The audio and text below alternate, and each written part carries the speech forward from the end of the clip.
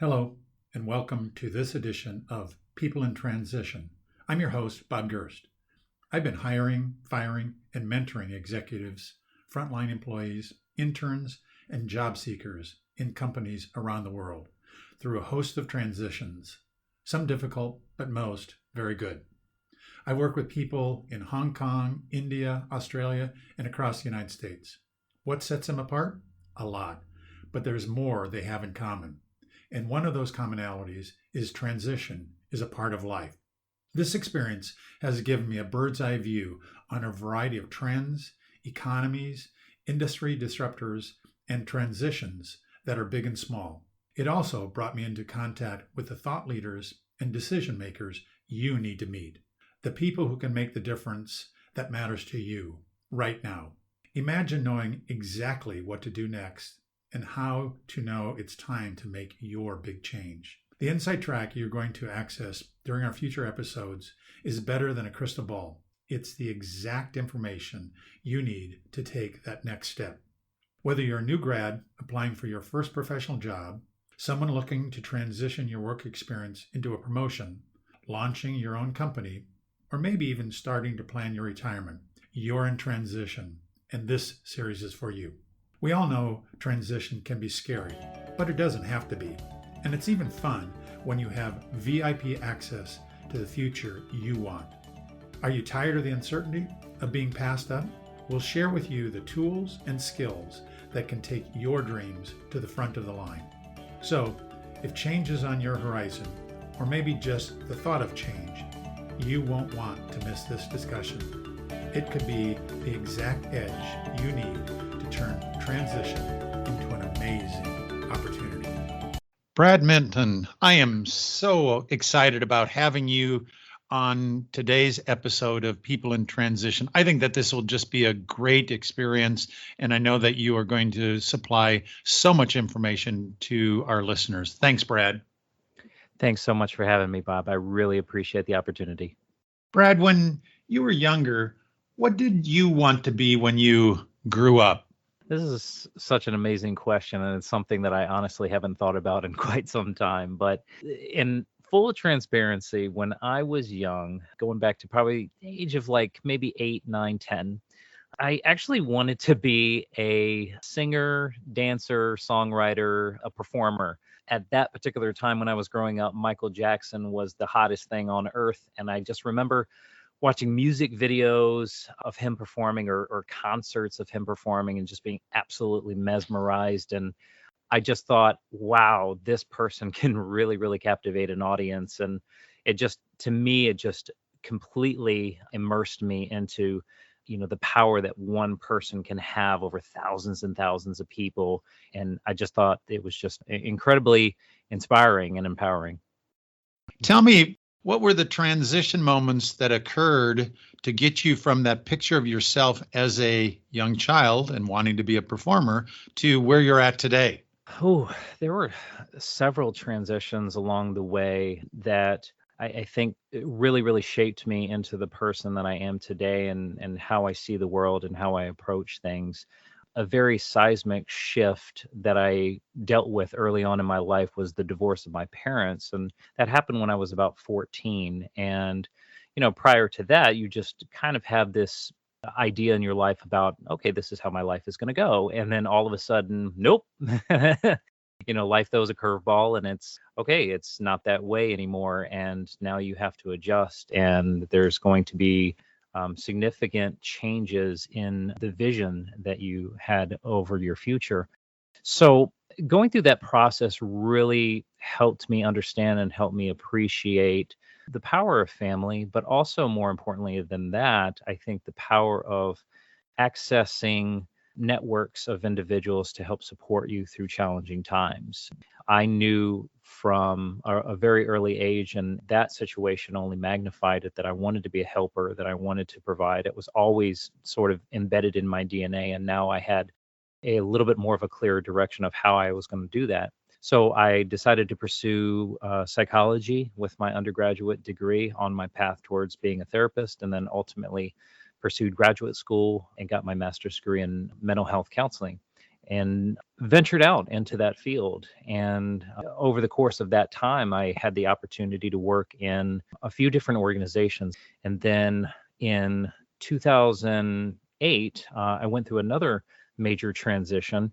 And no, I'm not talking about the recession. I actually was starting my own family, and my wife and I had gotten married and got pregnant soon thereafter. Then I had to make another significant transition and deciding how we were going to move forward with starting our own family. And we were living in Virginia at the time. And then we had to make the difficult decision of how we were going to move forward. Were we going to move back to my hometown because we needed family support, or would we take the dive and move back to Michigan, where she is from? And so ultimately, that's what we decided to do is move to Allen Park, Michigan, where she was born and grew up, so we could be close to her family. And that was a significant time of challenge and transition for me. I was transitioning into a new culture, the culture growing up from a very small suburban town in Virginia to now, I'm right outside of Detroit. Very, very big cultural shift. The transition of entering into a new job. I started working as a therapist in a residential treatment facility. Major transition and major cultural shift. And then I had a baby on the way, another transition.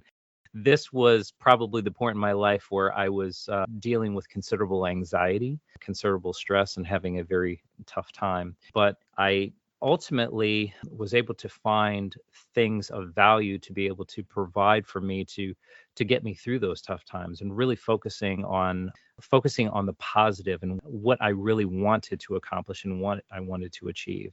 So it was at this time that I realized that I really enjoyed working with kids, and I was really captivated with the idea of working in an educational setting. And so I took that as an opportunity to now transition to move into working as a counselor, but in an academic setting. And so higher education actually came calling. And it was in this experience where I'm now working with a community college. I took a position there as a counselor. I was doing some academic advising. I was doing personal counseling, but I also started discovering career development. And that for me really lit the spark. Once I started working with students on their careers and formulating their educational plans that fit into that longer term goal and helping them envision what they wanted to do with their life. It was so inspiring for me. I began teaching courses in career decision making there. And then I've since moved on. I worked with a business college for a year,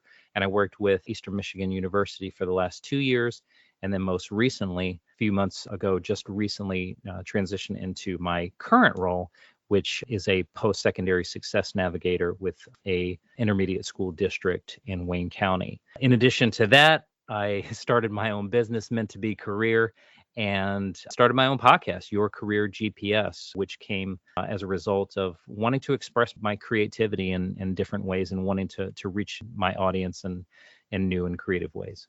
Given that scenario, what is the advice you most often give to college seniors about their own personal job search?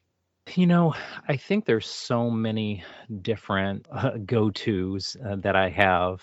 I think one of the things that I commonly say, it's probably my biggest go-to piece of advice for seniors that are entering into the job market is opportunities are going to come when people know that you know what you know.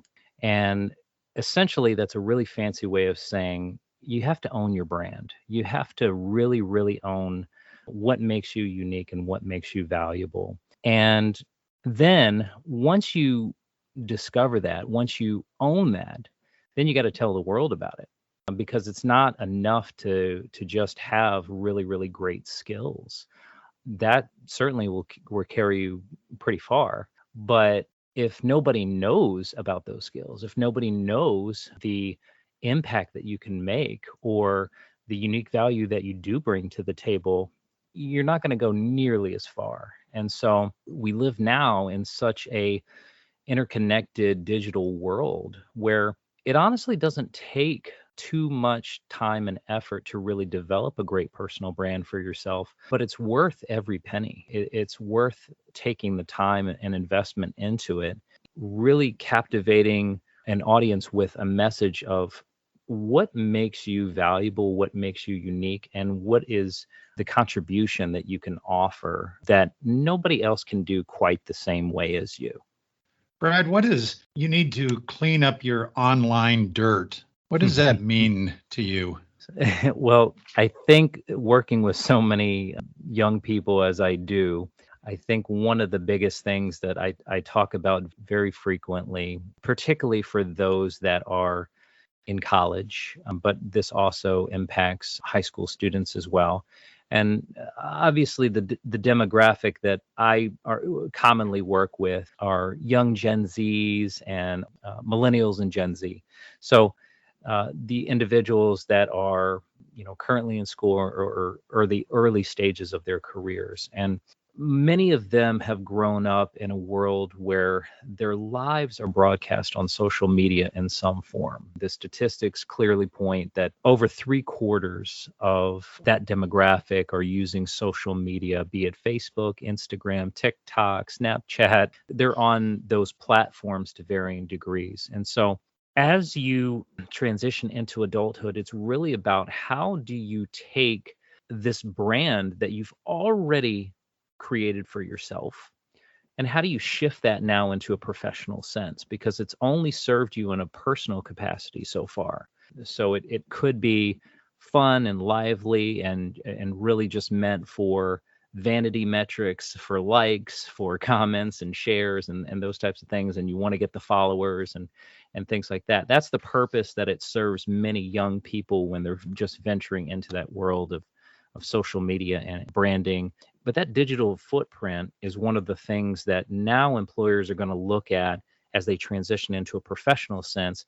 And it's one of those things where that could be used against you if it's not really given the TLC that it deserves. So how are you presenting on those platforms? What image are employers getting about you? Because they're going to do the research. They're going to look into you before you're ever hired. They're going to check your social media pages. They're going to see what they can find. And are they going to see your spring break trip to Cancun, beer in hand?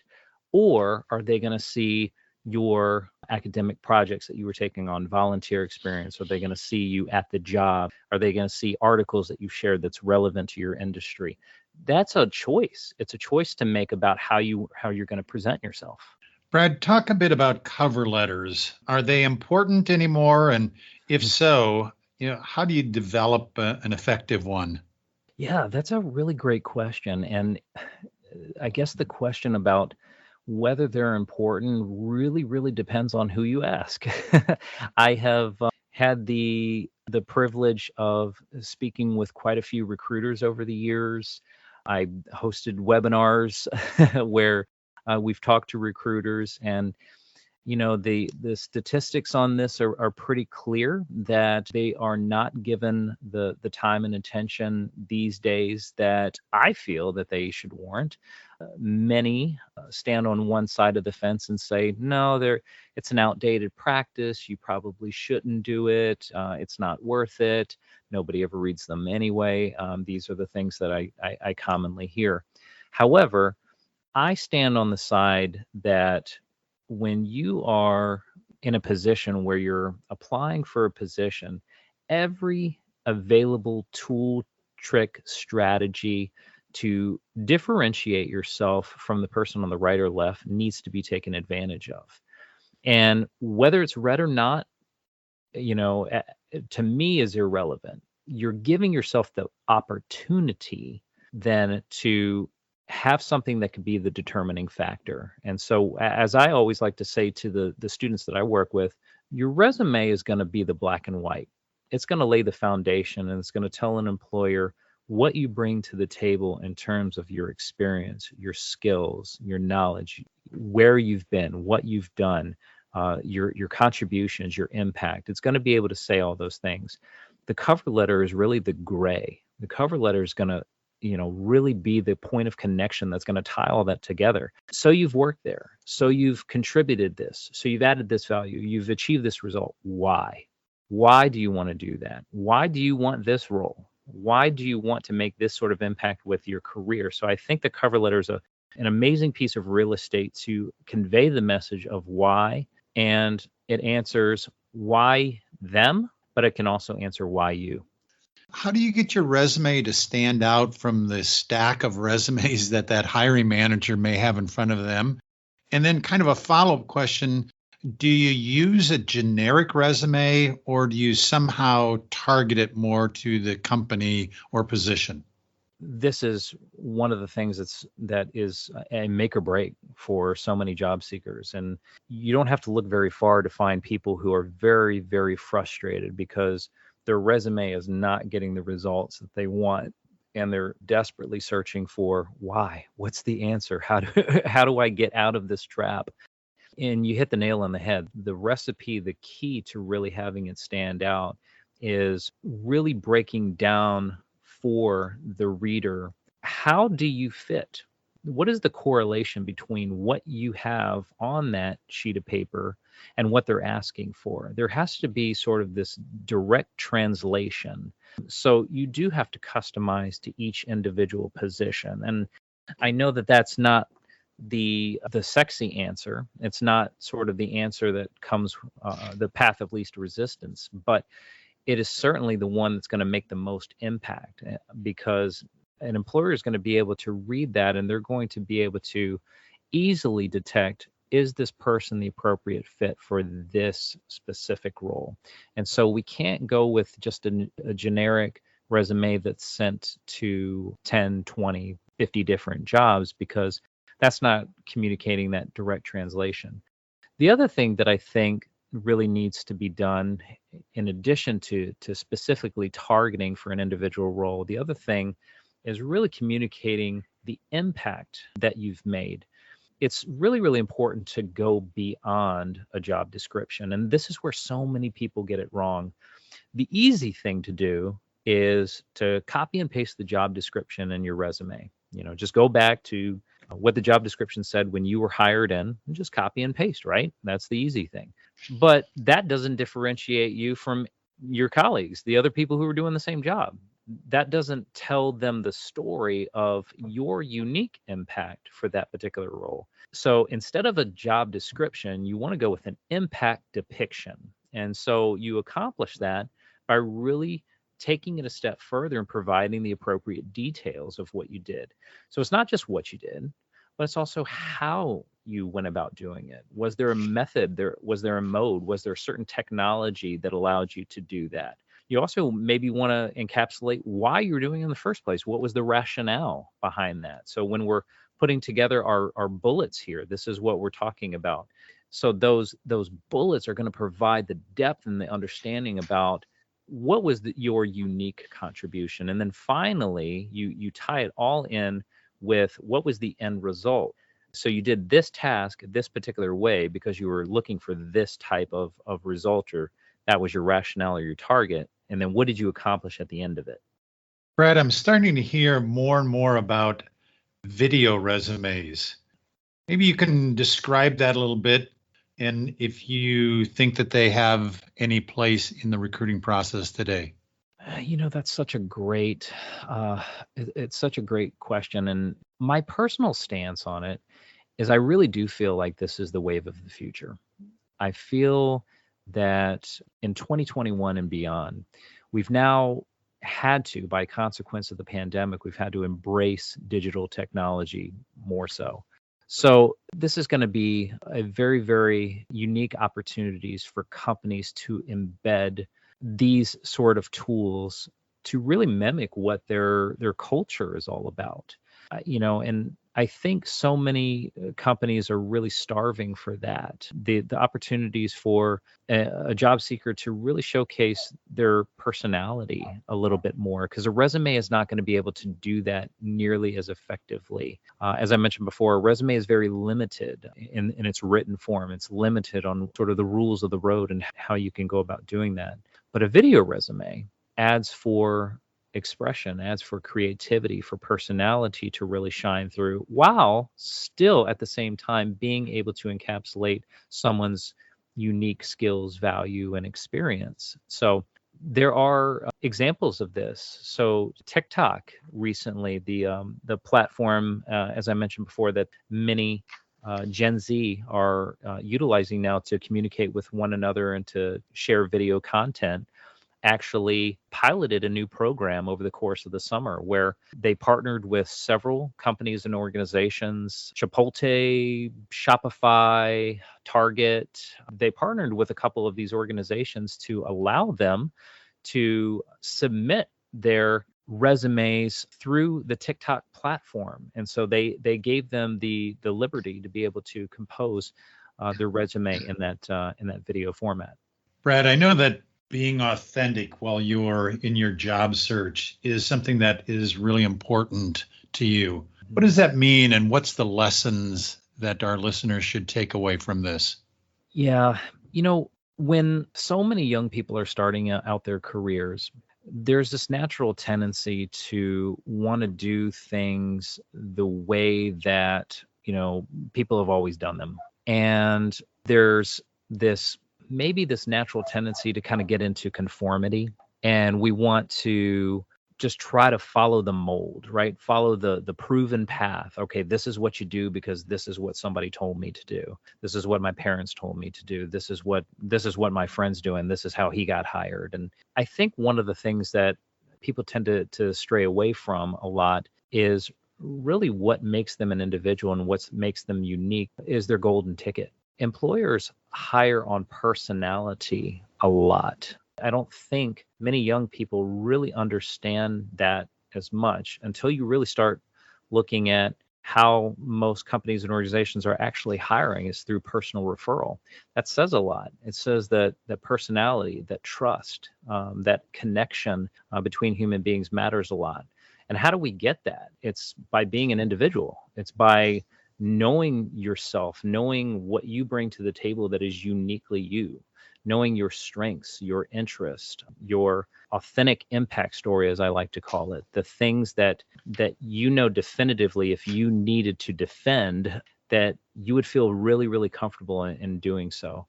And so those elements that are uniquely you are things that you can embrace and not shy away from. And a great example of this is a few years ago, I had actually applied for a position with a career services office. And on paper, I had no business being in the building. This is a representation of what I mean here with authenticity. But so if you look at just the job description on paper, I was way out of my league. And this was years ago. But this was a really, really compelling position for me, and one that I felt like, if I just walked in and tried to be like every other person, I probably wouldn't get very far because they would probably be able to sense that I couldn't back that up. And in this instance, it was working with a very prestigious business school. And in the job description said preferred MBA. Well, I don't have an MBA, and I knew right out of the gate that I've got some work cut out for me if I want to get this role. And so in the process, what I did was, what do I have that I know that nobody else does? And I say, well, I know probably pretty good. I can assume that nobody else is a therapist. So I looked at that as an opportunity to say, how do I take control of that narrative?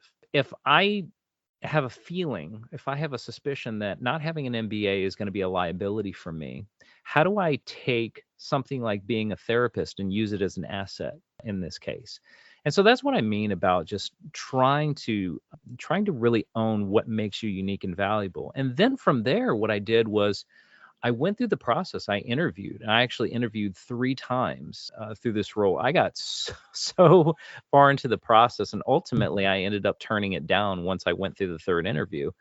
But I got so much further through there than I ever should have. But the reason why is because I came in with absolute confidence and certainty that what I could offer them was so uniquely valuable and a point that they were missing, something that they had maybe not taken into account in terms of the value to that particular role. And so that's what I encourage anybody else to do, is really just think about what are those unique elements of yourself, your history, your story that nobody else can claim. or not to the same degree or to the same resonance.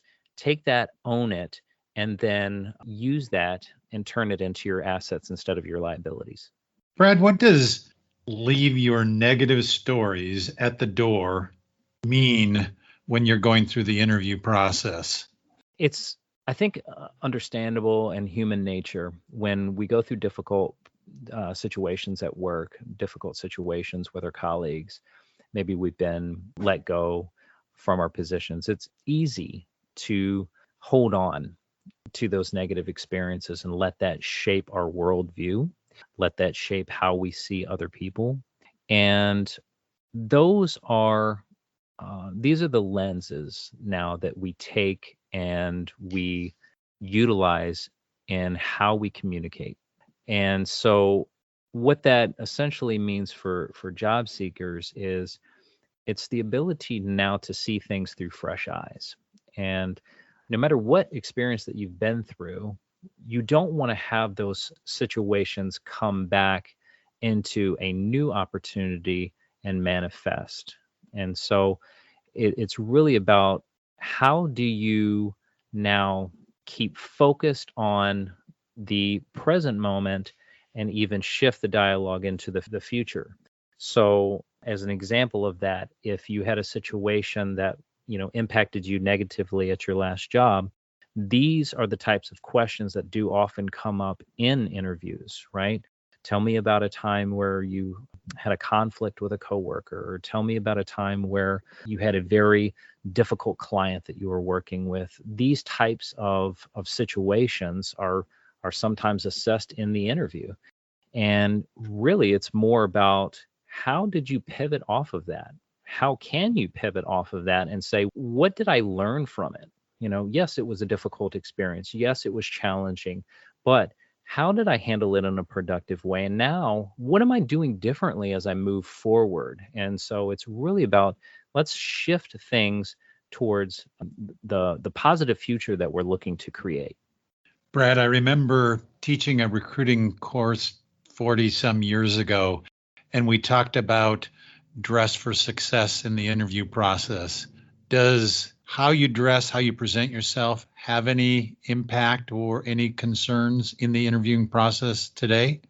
I certainly think so. I really feel, and I come at it from the angle of working with so many young people who really don't understand the importance of dress and professional attire and how that impacts perception. There's very many studies out there that showcase without a shadow of a doubt that people formulate impressions, they formulate judgments about an individual, within the first 30 seconds or the first minute. It's very, very quick. And how you dress really, really tells a story. It tells a story about how committed you are. It tells a story about how important this is to you. It tells a story about your priorities. And unfortunately, a downside to that is it can reveal to a potential employer all of the things that you don't want it to be as well, a lack of preparation or a lack of priority. And so I feel absolutely strongly that it should be taken into account, and you do want to dress accordingly.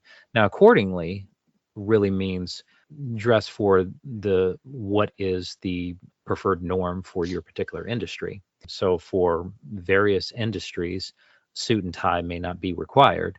That would be completely overdressed. And so you do need to be mindful and be prepared for what those industry norms are, but still taking the time to be mindful and attentive to that and really demonstrate a great first impression really should be given the time and care.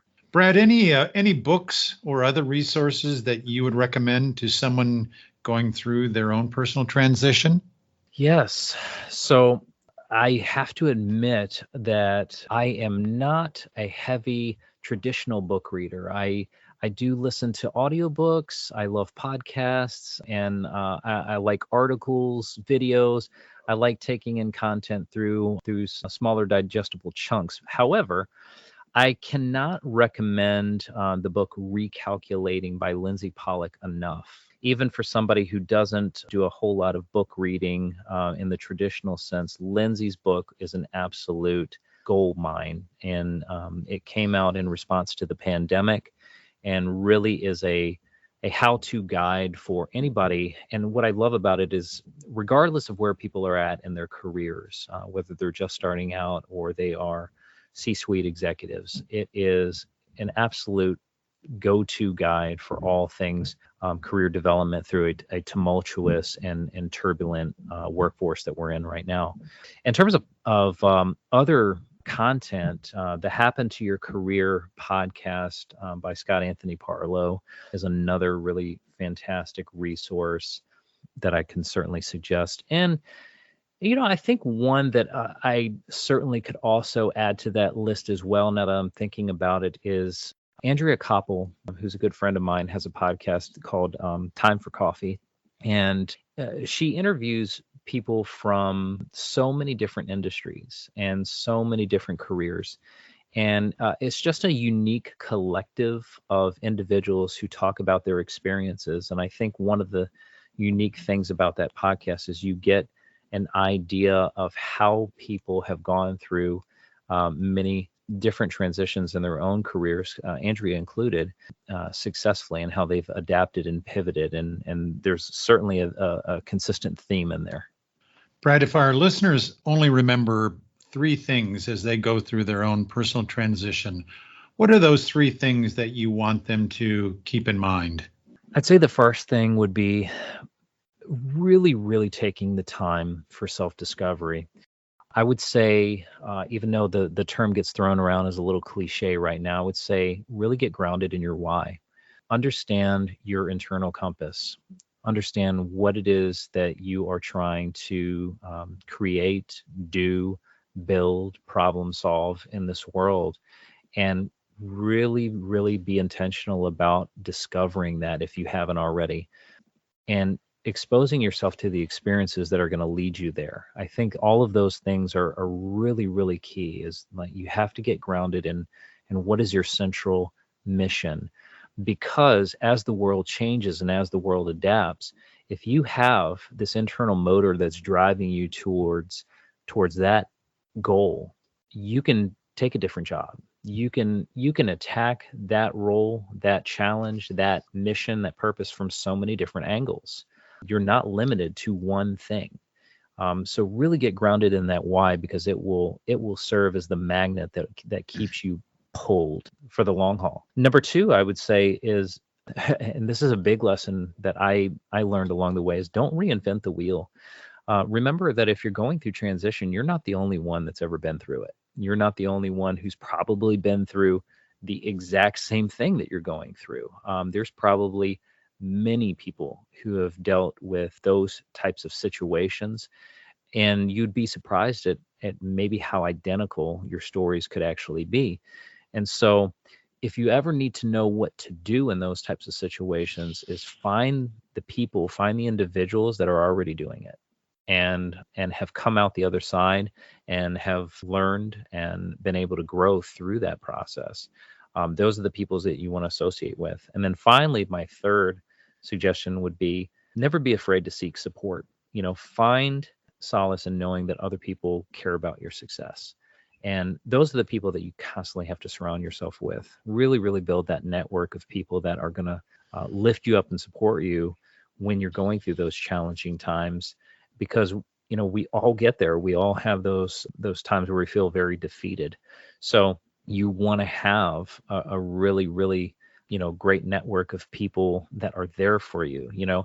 These days, even me as a mental health therapist, I have a therapist too, right? And I don't see her all the time. It's more like tune-ups at this point. But if I know that if I, am really struggling with things and I really need a little bit of a tune-up, I know who to go to. So that would be my last and final. Brad, thank you so much for sharing with our listeners your experiences, for being vulnerable and sharing about yourself and your own self needs, and to providing a vision in terms of steps going forward. I really appreciate that, and it was just a great experience for me as well. Thank you, Brad. Thank you so much, Bob. I appreciate the opportunity, and I really hope that people find some value in it. Thank you for listening to today's podcast. We're working in unprecedented times as the world responds to the recent COVID-19 crisis. The fact is that even those who are not in transition understand it could be right around the corner, next month or a year from now. The purpose of these episodes are to give listeners support and the critical tools to adjust with the winds, wherever they come. I'll continue to introduce you to guests who have successfully, perhaps gracefully or without too many battle scars, survived their own obstacle courses, and can share useful information on how to steady your ship or your world in this uncertainty. If today's message was helpful to you, please share it on social media. If you have any questions or podcast ideas for future conversations, reach out to me on LinkedIn. I appreciate your time you're investing in sharing these important conversations with me, my guests, and others who are going through life transition. Transitions between jobs, life stages, new entrepreneurial ventures, or whatever life brings. Change is constant.